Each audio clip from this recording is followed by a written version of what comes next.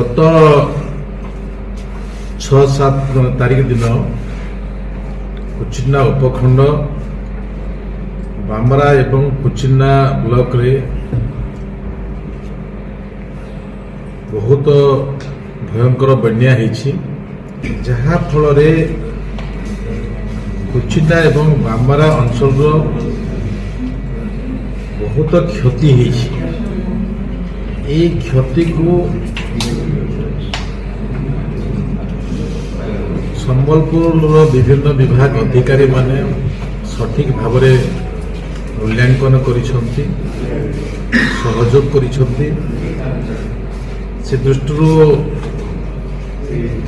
आमे 3 दिन एक कार्यक्रम विभिन्न अंचल गस्त करिछु। गस्त कला भितर जो रिपोर्ट कलेक्शन होईछि से रिपोर्ट अनुसार आमर 17 गाँ affected होईछि।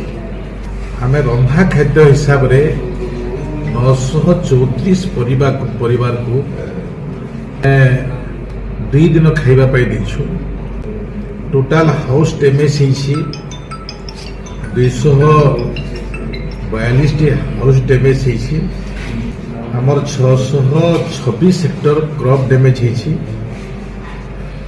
Road damage 306 kilometre road damage होईछि।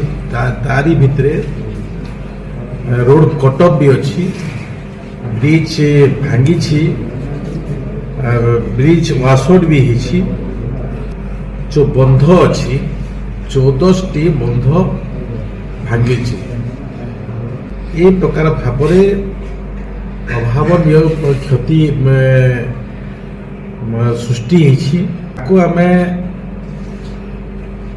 7 दिन भितर लोक जीवा आसीबा पाई संपूर्ण भाव सबू रास्ता सबू भांगी विषय को 7 दिन भितर कंप्लीट करेंगे। प्रकार वर्षा गोटे दिन है एवं पहाड़ पानी एका सांगरे माड़ी आसला जिते बेले बंध खाई करदेला आहरी अधिक होगला। तो से क्षति को आकलन करी आज समस्त जिला अधिकारी को सांगरे